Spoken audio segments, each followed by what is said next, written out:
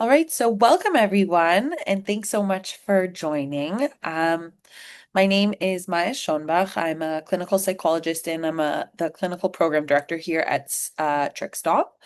And really, today we're going to be talking about shame and hair pulling, and we're going to understand how shame is involved in the behavior itself, how shame is involved in healing also. And really, shame is something that everyone experiences at some point in their lives. And so we're not going to be talking about fixing ourselves per se. Really, we're going to be talking more about understanding. And then I really want you to bring a sense of openness and curiosity and really kindness to whatever comes up for you guys today. And I really hope that you guys stick around to the end.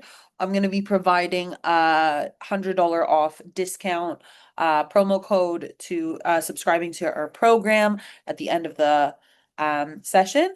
And I really encourage you guys to write in to the chat any questions that you have. Um, and that so I see somebody already wrote in if I'm able to make the slide bigger. We're actually trying to do it one side of me and one side of the slides, and I'm going to be talking about what's on the slide. So if there's anything that you feel like I'm not expanding on enough, definitely write into the chat. And like I was about to say, is that I really recommend that you write in any questions or comments that you have throughout the presentation, and then we'll go through them all together at the end of the session. And we have about an hour together all together today. So let's get started. Okay, so briefly, what we're going to talk about today is we'll start with why shame matters. It's very important. We'll talk about what shame is specifically in of itself as the emotion. Then we'll start connecting it to shame and hair pulling. Then, sorry, there's somebody honking outside. We'll talk about an antidote to shame. And then talk about, we'll do a practice together, and then we'll talk about another antidote to shame. And like I said, we'll do some Q&A at the end and key takeaways. And again, just about the slides, they are small. We're trying out with one screen of me and one screen of the slides. And if there's I'll be talking about everything that's on the slides. And if there's anything that you feel like you need to hear more about, write into the chat. All right. So why does shame matter? So shame is one of the most painful and really embarrassing emotions for everyone, and it's definitely for people struggling with hair pulling. It's really not just painful. It really shapes how we see ourselves and how we heal. It's not just about embarrassment. It's really this feeling that something's wrong with me that then is a belief that shapes our behavior and really prevents us from reaching out for help. And then when we understand um, how shame works, then we can begin to loosen it and then even transform it. So before we look at how shame shows up in pulling, let's understand what it really is. So, what is shame? So, shame is a universal emotion. We all experience it, every human being. But it really is one of the hardest emotions to talk about.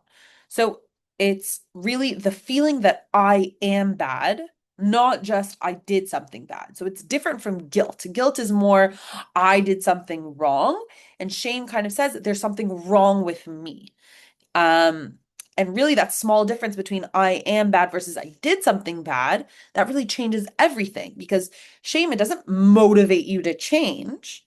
It makes you want to shrink, to hide, to disappear, to isolate, and really makes you believe that you're alone. And research really shows that shame motivates avoidance and withdrawal, and then that can ultimately lead to a deterioration of functioning. And I'm going to talk a bunch about Brene Brown today. She's a world famous shame researcher. I really like her work. And you might have seen she has actually stuff on Netflix. She has TED Talks. She's very well spoken and great speaker and does a lot of good work. And so she defines shame as the intensely painful feeling that we are unworthy of love and belonging. So it's really a belief that we're flawed and therefore unworthy of love. So maybe something that we've experienced or we've done or failed to do, and that makes us unworthy of connection. So, how does shame feel in the body? So, shame isn't just an idea, it's really physiological, it's physical. So, people often describe it as heat or pressure or kind of a sinking feeling in your chest or your stomach, maybe a desire to like hide, to look down, to look away, to disappear. Thoughts like, I can't believe I did that, or I'm disgusting. And really, all of these sensations are the body's really protective response. It activates the threat system in the nervous system. Um, and then your body reacts as if you're in danger. But then that really makes it harder to ask for help or to reach for help or to even stay present when you have an urge, say, to pull. And here on the slide, I put up an image taken from a study conducted in 2013, where the researchers investigated where people feel different emotions in their body. And so here you can see the red areas are where people feel more activation of the emotion. So, like I said, it's in the shame was mostly reported in the head, in the chest, in the sinking feeling in the stomach. And really interestingly, in this study, is that shame and anxiety were actually clustered together. So they had similar physiological responses. Okay, so why does naming shame matter? So shame actually grows and thrives in secrecy and silence. But when you can say, even quietly, I'm feeling shame right now, that's kind of the first step to loosening its hold. Because then you can begin to separate out who we are from what we feel. Really, you can't heal what you can't name because naming helps separate the feeling from your identity. And really, that awareness kind of opens up a door for healing, and that's where change happens. So, again, you can't heal what you can't name. And so, again, Brene Brown, here's a really great quote from her. Again, the shame researcher. So she said, if you put shame in a petri dish, it needs three things to grow: secrecy, silence, and judgment. So, really, again, shame thrives in silence, and then it loses its power when you speak about it. Okay, so now we've talked about shame in general. We kind of have a general idea of what it is. Now let's go into specifically about hair pulling. So first, I want to invite you guys to take just a moment to pause, to notice introspection.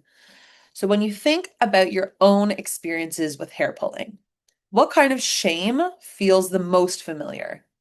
The shame about yourself, shame about the behavior, or shame about your appearance?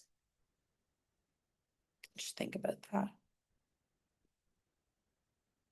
If you feel comfortable, you can write in your answer into the chat.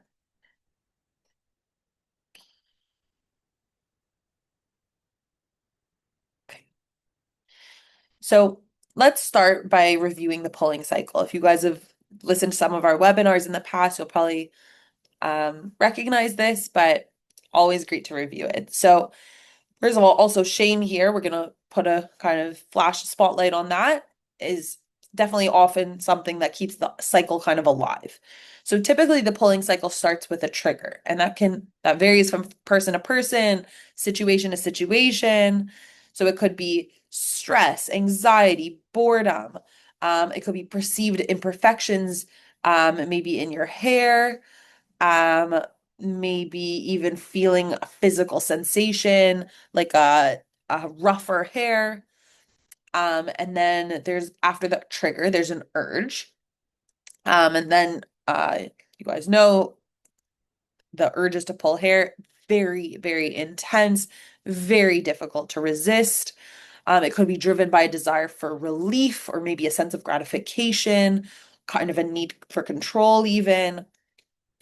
And then, despite efforts to resist, succumb to the urge, begin pulling. And then there is a temporary relief after the pulling. It could be a sense of relief. It could be satisfaction, maybe temporarily alleviating a sense of anxiety or stress or discomfort. And that point, this temporary relief, is what really reinforces and strengthens the compulsion to pull in the future.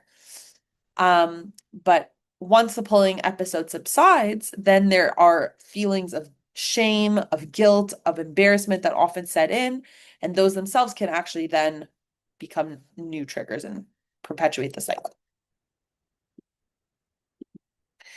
So, in terms of emotions in hair pulling, research consistently shows that pulling is an attempt to regulate emotions. It's not just a bad habit. So when we feel, again, these triggers, if we're feeling anxious or bored or tense, then the behavior temporarily relieves this internal tension and soothes the body. But like I said, the relief is short-lived, and then shame often follows. Shame, self-criticism often follows, and that can reactivate the stress, and that restarts the cycle and creates a feedback loop of tension and self-criticism and shame that then fuels the next urge. So it's just the vicious cycle. So now let's talk about some emotional mechanisms. So there's a study conducted in Montreal, actually, and they examined adults with body focused repetitive behaviors, or BFRBs, like hair pulling. And really, there they specifically wanted to explore the relationship between pulling and shame and self-criticism. And so the researchers found a really powerful chain reaction. So people with high perfectionism often engage in harsh self-criticism when they don't meet their own standards.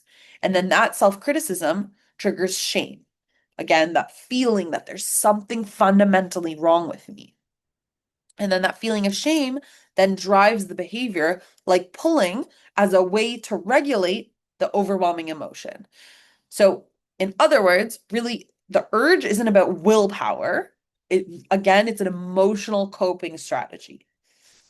And then this study also, they showed something interesting, that people with more shame and self-criticism, they tend to use unhealthy ways to kind of deal with their feelings. So things like rumination, catastrophization, self-blame, avoidance, all of these things, instead of compassionately regulating their emotions.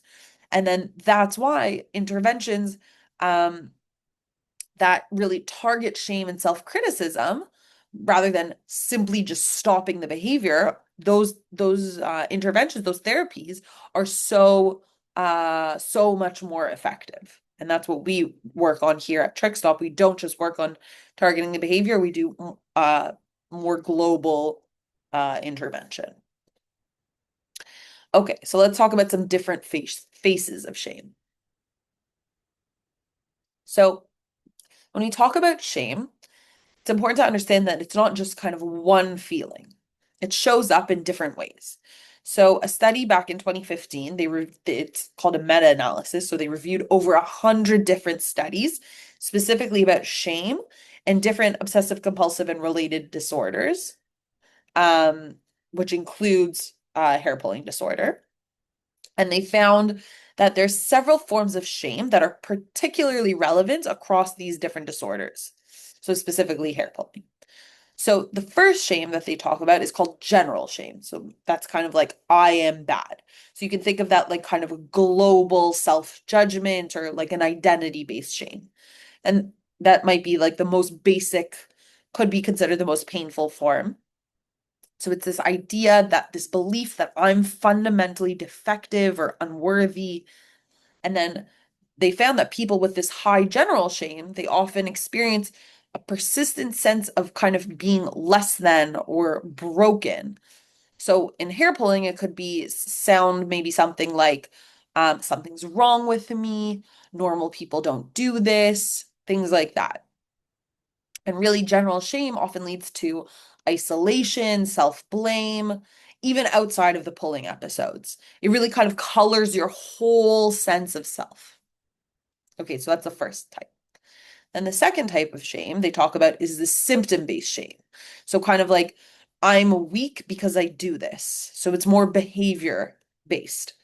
So it's kind of the idea that knowing that you pull and feeling that I should be able to stop. So maybe it's more focused on the loss of control, maybe about secrecy, maybe perceiving it as a weakness, kind of the thought that if anyone knew I did this, they'd be disgusted. And then in the study, they found that the symptom-based shame, this really fuels this idea of avoidance, of hiding, maybe hiding bald spots, maybe lying about the behavior, maybe avoiding treatment. And about treatment, this is one of the strongest barriers to treatment. And then the third area is body shame. And that is you could think about the idea of my hair looks disgusting. So it's more like appearance based or result focused shame. And so this arises from not from the behavior itself, but really more from the aftermath. So maybe from bald spots or uh, hair damage or hair loss. Um, so it can really end up making people feel repulsed or disgusted by their own appearance or maybe afraid of being seen. So this body shame, it's really closely tied to avoiding social interactions or intimacy or even looking at yourself in a mirror. And so again, it's for a lot of people struggling with hair pulling, it's not just that the act itself is hurtful or damaging. It's really also what the body looks like afterwards. So I wrote here so that in hair pulling, uh, the symptom base, the symptom base and the body based shame, the last two are the most central. And you can see how these two kind of interact. So it's the behavior triggers the shame, and the marks or the scars or the bald spots, they kind of reinforce it. And so this kind of leads to this powerful loop that leads to secrecy, withdrawal, more self-criticism. And then, so the goal kind of in treatment and also in this webinar is really not to erase shame overnight, but to start to recognize which form of shame is showing up and then to name it to help reduce its power and to meet it with understanding instead of judgment.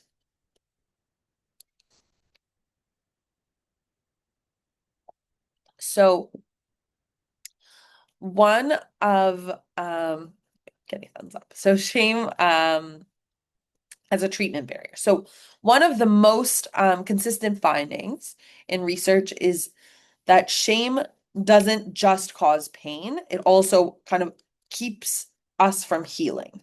So, in the study about the different faces of shame, they found that people with body focused repetitive behaviors, or again BFRBs like hair pulling, often feel deep shame, both like I said about what they're doing and also what it looks like afterwards. And then that can lead to hiding, to canceling appointments, to not showing clinicians the areas that you're pulling. So really it means that this shame becomes a treatment barrier. It stops people from being fully honest, from asking for help, sometimes even from starting therapy at all. So really in practice, that means that we can't just focus on the behavior. We really first have to create a sense of safety because when people feel seen, there's visibility, when they feel not judged, when there's compassion, then shame starts to lose its power and you can begin to heal. That's really, really important. So, why is shame one of the hardest emotions to regulate? So, it really hits the body like a threat. So, when we feel ashamed, our nervous system, like I said before, reacts as if we're in danger. Our heart starts to race. We want to hide. We want to disappear. The mind kind of turns against itself. It starts saying, I'm bad. I'm broken. And Paul Gilbert, who is a compassion researcher, he calls this kind of the self-attack threat system. And so this system, when it's on, your ability or your capacity to self-soothe shuts down. And so for people struggling with hair pulling, then the body looks for a really quick way to reduce your tension. And pulling, like we said, it's a coping mechanism. It's an emotional regulation mechanism. It's not an adaptive one, but it is. It does provide some temporary relief. But that's the key there. It's temporary, it's short-lived. And so, really, that's why compassion work is so powerful because what it does is it helps activate a different part of the nervous system, one that kind of brings safety and warmth, compassion, really, instead of this self-criticism, instead of the self-attack, that leads to ultimately avoidance behavior. And then this other system, it literally helps change how the body processes shame. Okay. So far, we've seen that shame really is central to hair pulling. Like we said, it drives isolation, avoidance, even relapse. It could drive. But really, the good news is that shame has an antidote. Here, I took away the punch, self-compassion. So, what is self-compassion? So, another big name, I'm going to name drop now, is Christine Neff. She's a big researcher in the world of self-compassion. And she defines self-compassion as involving being warm and understanding toward ourselves when we suffer, fail, or feel inadequate, rather than ignoring our pain or engaging in self-criticism. So it's not as indulgence or self-pity, but it's the willingness to turn toward ourselves with the same care that we would offer a friend, offer a really good friend. And so she talks about self-compassion having three different parts. So the first is mindfulness. So mindfulness helps recognize what's happening right now in the moment. Notice what's happening. So it could say, I'm hurting right now, instead of fighting or denying it. Then there's the element of common humanity. So common humanity reminds us that suffering is part of being human. Remember, we're not alone, even if shame tells us that we are. And then finally, self-kindness.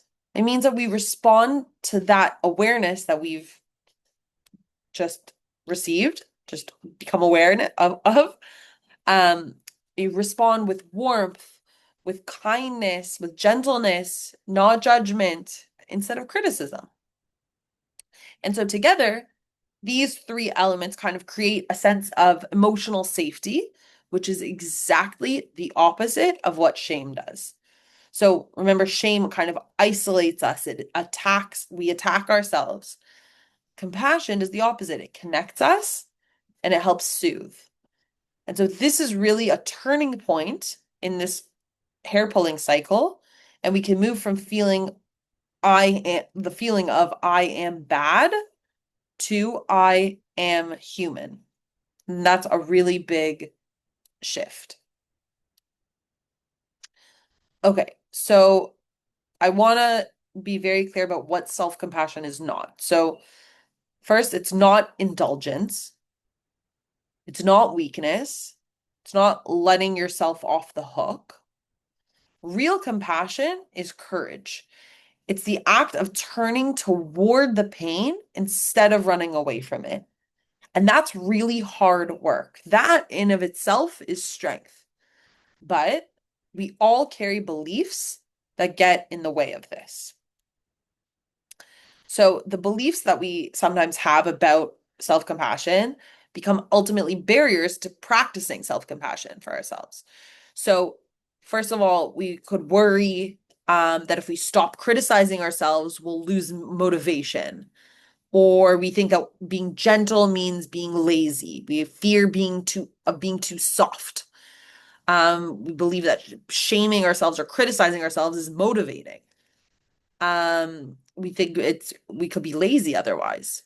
Or maybe even most painful of all, that we feel that we don't even deserve our own kindness. We're unworthy of this care. But Christine Neff and Chris Gerner, they're both big researchers in this world of self-compassion. They remind us that these are learned beliefs, not truths. Okay, they come from our families, our cultures, our systems, all of these that teach us to equate worth with performance. Okay, and compassion, self-compassion really asks us to unlearn that and to remember that both care and accountability can coexist. We're not saying, oh, it's okay, you can lie in bed and eat bonbons all day. No, we're saying this is hard work. We're going to ask you to face your stress and your anxiety and your fears head on and to turn towards it and with kindness instead of avoiding it. Um, and so really when you stop fighting the self-compassion and you try to allow it in, even for a moment, that's when something in the body softens. And really that softening, it's not weakness. It's really this beginning of healing, this openness, this change that can start to happen.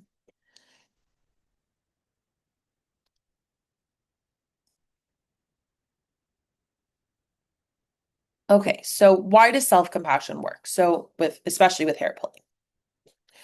So when we feel shame, I said the body doesn't know it's an emotion. It really thinks we are in danger. So like I said, the shame, it's triggering the same system that's protecting us from physical threats. We're in our threat system. So what happens again, our heart is racing, our breathing is shallow and faster, our muscles tighten, our mind looks for an escape, often again, like by turning and fighting against ourselves. And this is triggered, the threat system triggered by shame, fear, self-criticism. The body prepares for fight, flight, or freeze. And that's why, again, it's so hard to think clearly or to feel safe in moments of shame because literally the body is preparing itself for an attack. Your focus is survival, defense, self-protection. And again, it's shame and anxiety. Like I said, those are two emotions that are clustered together. Those are the common emotions there. And then compassion activates a totally different system entirely. And this is what Paul Gilbert calls the soothing system. And so that's activated by compassion, safety, care. When you feel warmth, understanding, care, even from yourself, the body shifts physiologically. That's when the parasympathetic nervous system, it turns on. Your body relaxes. Your heart rate slows. Your breathing deepens. Your cortisol drops. Your attention opens. Your focus becomes on connection, on safety, on repair. So here, this is again the common emotion, warmth and calm. So again, compassion isn't just a nice idea. It's really a biological antidote to shame. It helps us move from threat to safety, from isolation to feeling of connection. That's huge. And that's so important for people struggling with hair pulling. So I want to talk about a recent study done this year, actually in Iran. And they looked at whether self-compassion could actually change the emotional patterns behind body-focused repetitive behaviors, or BFRBs, things like hair pulling. And so they had participants um, undertake 8 sessions of self-compassion focused training. So again, they learned to notice shame, they learned how to soothe their nervous systems, they learned how to respond kindly to themselves instead of with criticism or avoiding or hiding. And really, the results in the study were amazing. They saw a uh, symptoms decrease. They saw anxiety sensitivity dropped. Participants were better able to tolerate their urges without acting on them. And what this shows is that compassion, it's not just psychological, it's a regulatory mechanism. It really improves emotion regulation and tolerance of the urges. It helps build emotion resilience. And so when people end up feeling safe enough to face what's hurting, then they no longer need to escape it through pulling. So really the takeaway is that compassion strengthens the body's ability to face discomfort instead of escaping it. It doesn't suppress the urges. It transforms really the conditions that create the urges.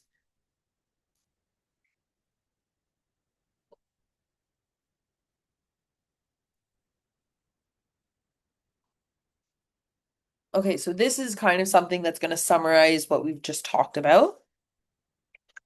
Um, and so here on the left, you can see the shame cycle. So it's where many of us start. So first, there's an urge, like we said, tension, discomfort, could be an emotion, even boredom. And then we respond with the behavior, pulling, um, just to find a bit of relief. And then for a moment, very briefly, there is relief. But then shame enters the picture. And then you have that inner voice that says, I should know better. I can't believe I did this again. And that shame, it doesn't stop the cycle. It fuels it. It keeps you trapped in the secrecy, the self-blame, the avoidance. And really, the harder we fight ourselves, the stronger the next urge becomes. That's the shame cycle. But the cycle can change. We can move into the compassion cycle, on the right. That starts in the same place with an urge. Okay. Fortunately, we're not saying we're going to get rid of urges. If I had a magical wand to get rid of everybody's urges, I promise I would wave it. So in the compassion cycle, we're going to still have an urge. That is something automatic that's going to happen. But it helps you end up somewhere completely differently. So instead of reacting automatically with the behavior, what we're going to do is we're going to bring a kind response, not indulgence, but care. Maybe we're going to take a breath. Maybe you'll soften the tone inside our mind because we all are talking to ourselves all day long, especially with self-criticism and shame. Maybe you could place a hand on your body and say, this is hard, but I'm here. And this kindness really helps the body regulate. And it turns really off the alarm of the shame and activates really the symptom of safety. And then from there, you have a different kind of relief, not from control, but from compassion. And you have awareness. You notice what's happening. You're naming the feeling, you're pausing. And that gives you, again, the space between what you're doing and choosing your behavior. If you want to, you can pull your hair, but then you can also choose to do something else. You can choose to go for a walk. You can choose to go um, to return to whatever activity you were just doing. So again, this is really what healing looks like. So we're not striving here for perfection. We're not talking about the absence of urges, but we're learning. It's learning again and again to turn really toward yourself instead of away from it, instead of hiding. Shame is saying here, I am bad. But compassion, self-compassion is saying, I'm human and I'm learning. And really that shift from, again, from shame to self-compassion, that's what's going to change everything. Okay, so I want to take kind of what we've learned and kind of to try and start to feel what compassion feels like in the body. So we're going to do a short practice together. So first, we're going to always start with mindfulness, just to notice what's here. Maybe you're going to feel some tension, maybe heaviness. You don't need to fix it. You just want to acknowledge it. Then, common humanity. You're going to remember that everyone suffers, everyone struggles. You're not the only one who feels this. Really, that awareness helps dissolve this isolation, which is what shame feeds on. And then finally, we're going to turn to ourselves with self-kindness to respond to your pain, really the way that you would to someone you would care about. So now I really want to invite you to place kind of a hand on your heart. Take a slow breath in and out and say to yourself, this is hard. I'm not alone. May I offer myself kindness in this moment.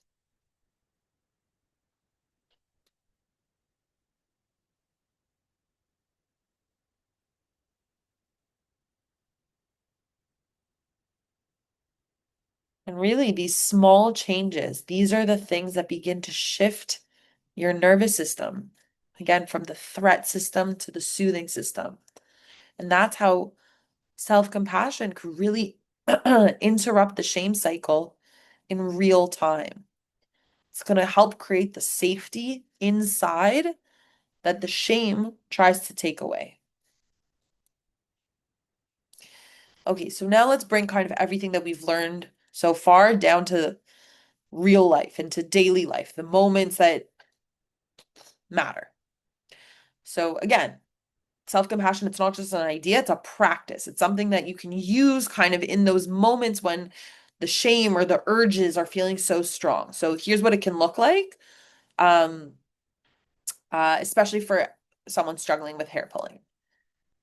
So one thing that you could start with is to pause and just name what's happening.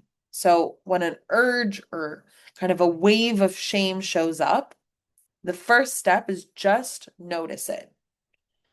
Don't judge it. Don't fight it. Just name it.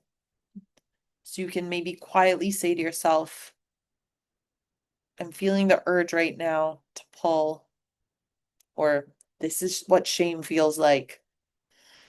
And then simply naming it, that's so powerful because again, it creates that little bit of space between you and the emotion. And again, in that space, then you have the choice on how to respond. And that's where that becomes possible. So another thing you can do is kind of breathe into your body. Feel your feet on the ground. Feel your chest rising and falling. Feel your face. Even put your hands on your face. Put your hands on your chest. Feel the warmth of your hands. So really, when shame hits, you leave your body. We go into our heads. We're in our self-criticism. We're hiding. We're avoiding. We pull to avoid. So when you come back into the body through your breath or anchoring into your body, it really anchors you into the present moment. Literally feeling the ground in your feet, your chest rising and falling. That shift of your attention tells your nervous system, I'm safe right now. I don't need to react automatically. And that's really how we can interrupt this urge behavior and shame cycle physiologically, not just mentally, by grounding into your body. And then a third thing that you can do in daily life is really to soften your language that you're using to talk to yourself. You can say to yourself, this is hard, but I'm learning. Shame really speaks to yourself. You're speaking to yourself in absolutes. I can't believe I did this again. But compassion can really soften that. It can say, this is hard, I'm learning. And really, that small shift in your tone, it's huge because it changes how the brain is processing threat. And then for people with pulling, it really helps move from kind of a sense of maybe punishment, self-punishment to curiosity, moving from maybe what's wrong with me to, okay, what's happening for me right now? And then that's where you can begin to change. And then lastly, I want to talk about really connecting with others or having a supportive environment. Because again, shame isolates, it makes you want to hide. And then compassion reminds us that healing happens when we're connected. So that could mean reaching out to a support group, to a friend, to your therapist, even just being in a space that feels safe, that feels non-judgmental, to remind yourself that you really don't have to carry this alone. And then again, every time you reach out to someone, you're talking about it, you're breaking shame's kind of biggest rule, which is secrecy.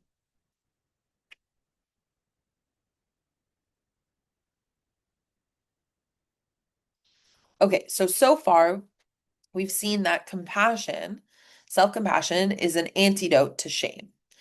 But community kind of bridges from what we were just talking about. It's a really another great way to combat shame.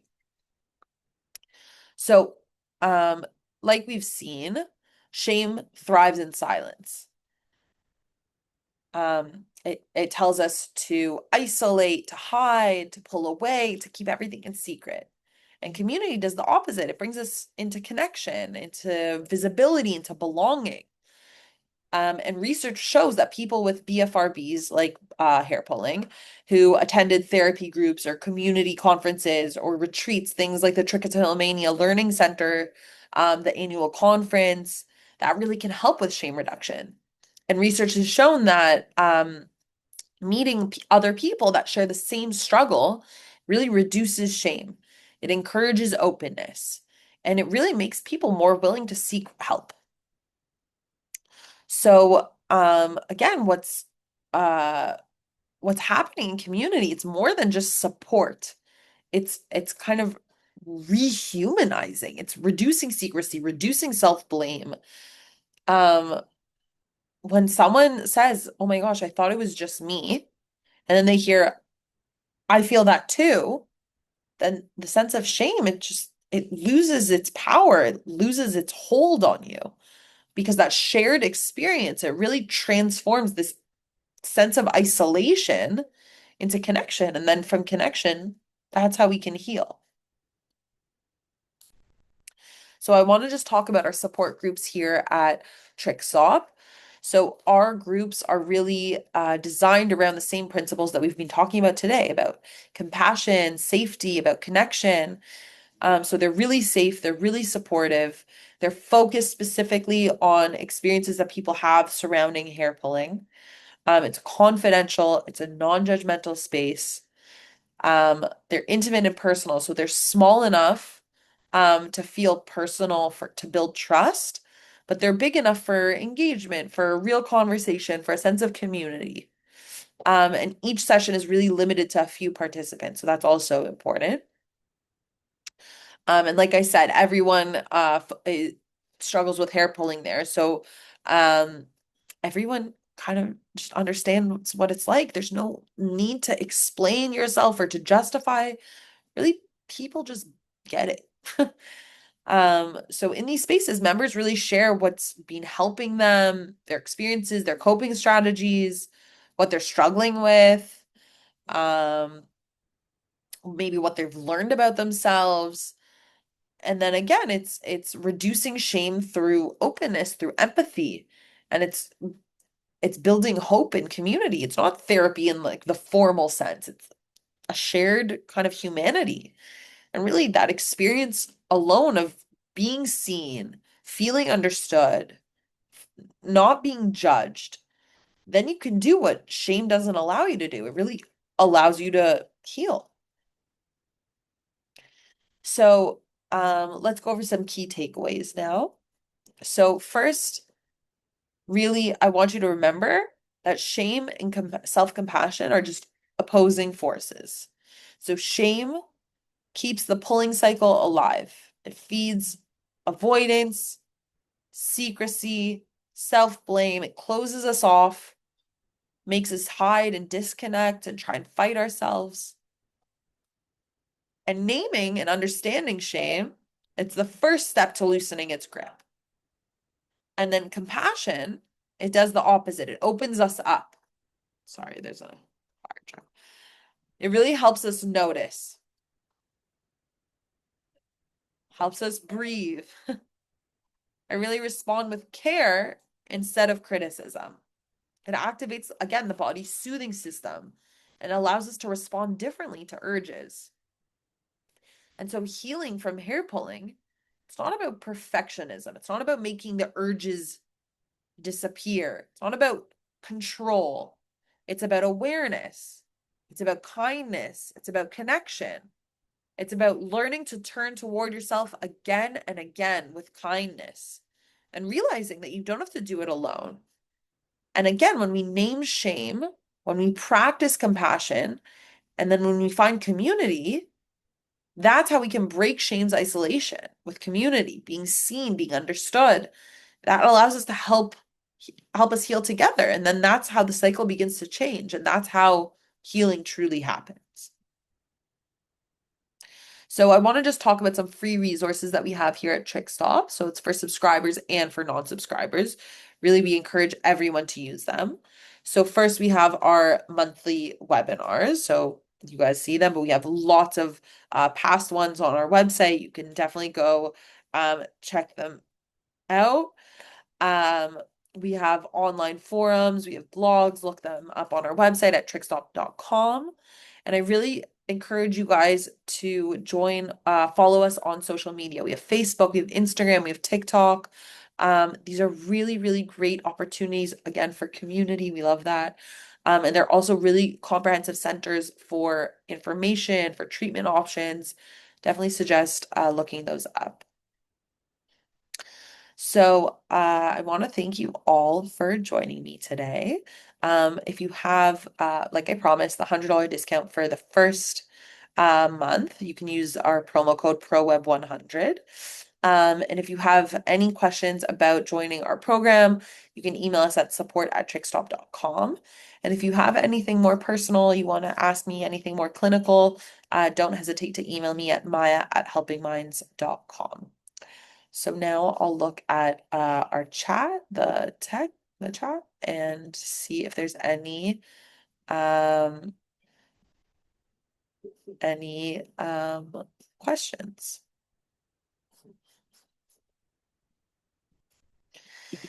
Great, I'm happy you're enjoy you enjoyed the webinar.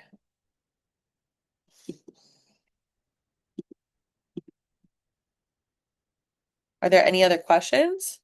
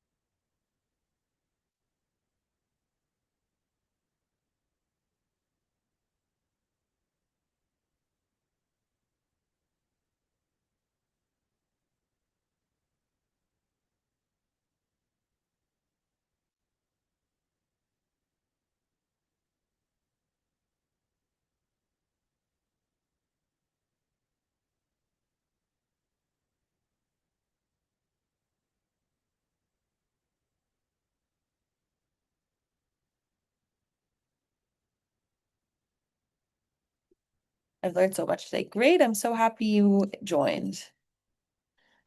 Very helpful, great. Yes, two questions. The recording of the webinar, and this will be available afterwards. Yes, we will be sending around this recording to everyone who signed up, and it'll also be posted on our website and on our YouTube channel.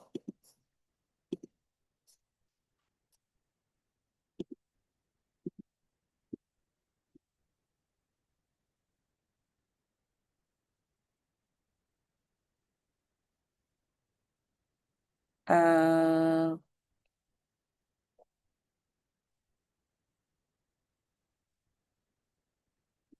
can pulling be related to stimming or non-shame-based issues? So if you're when with stimming, are you referring to the repetitive behaviors often that's associated with autism? Um, Here we're talking specifically about hair pulling disorder. But so I am talking specifically about the cycle that has shame definitely wired into it. In terms of being related to autism, I'm not sure how much shame plays a role there. That's actually a very interesting question. But if you have a more specific clinical question, definitely email me. Next question. How do I get my teen to start therapy when the shame and embarrassment of pulling is so strong? Okay, that is a wonderful question. And I have maybe a different answer than you would expect. We have actually a parent program at trichstop.com, TrichStop. Um, it depends how old your teen is. That's what I would say. So the parent program, it's for you as the parent. are working with a therapist. Um, you're saying he's 17. It depends. I mean, so first of all, that's always an option. Um, the parent program is there because he's 17, almost an adult,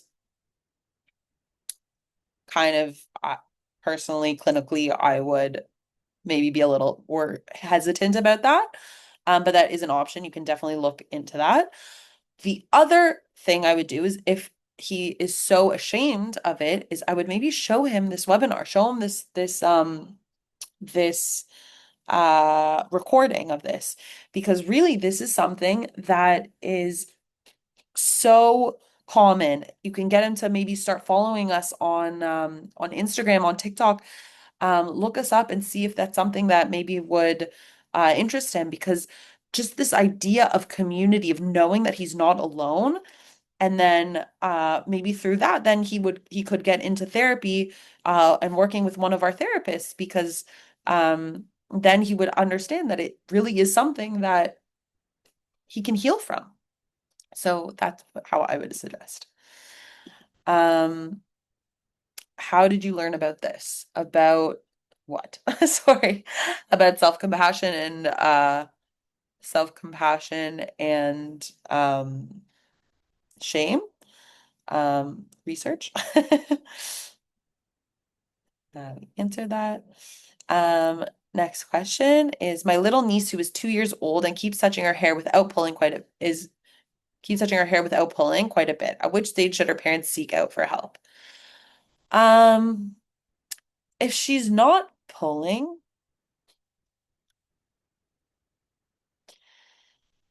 I mean, I think that's a big question.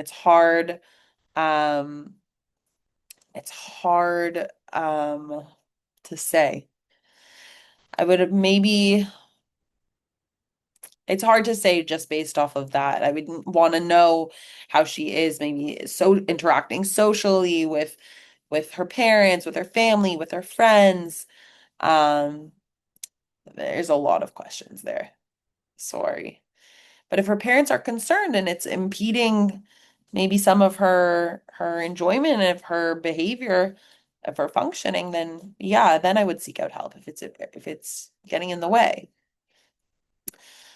Do the programs take insurance? Very good question. It really depends on the insurance. Um, my answer is it depends. So for any questions about payment, I'm not well versed in that enough. Definitely email support@TrichStop.com. First of all, you have $100 discount for the first month, so definitely use that. But send them an email and ask them questions about payment. Are there any more questions?